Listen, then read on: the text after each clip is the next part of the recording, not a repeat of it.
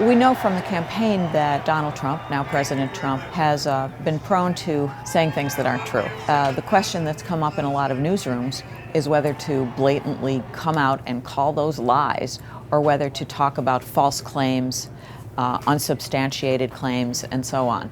Inaccurate numbers involving crowd size were also tweeted. I think it is a symbol for the unfair and incomplete treatment this president often receives. It looked like 1.5 million people.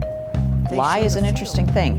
In order to lie, you have to be intentional about telling an untruth. It's not just that you're misstating it, but you're actually knowledgeably going against what's true. We need agreed upon facts. We need to be functioning in sort of a truthful environment in order to have a functioning government.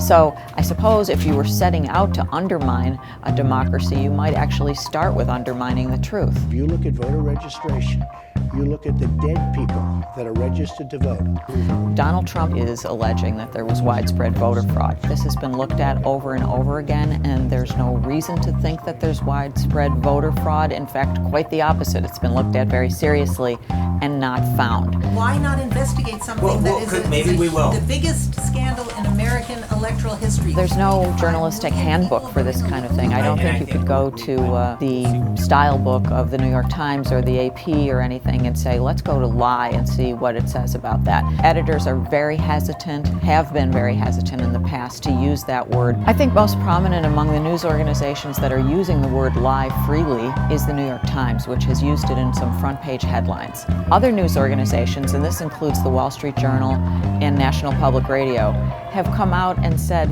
we aren't going to use the word lie. At least we're not going to do that right now. Sean Spicer, our press secretary, gave alternative facts to that. But the other term that's come up is the phrase alternate facts. Look, alternative facts are not facts. They're falsehoods. Alternate facts are actually lies.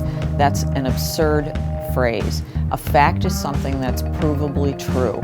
We had 250,000 people literally around, in the little bowl that we constructed. That was 250. I mean, part of what's going on here is there's this kind of chaotic blend of what's true, what's not true, a lot of confusion, a lot of chaos, and that may be intentional. It's hard to know why that's occurring, but it is confusing to people, and I think the problem and the fear is that regular citizens who do care about what's going on in their government are likely to say, oh, there's all this information out there, I don't know what's true and what's not true, who should I believe?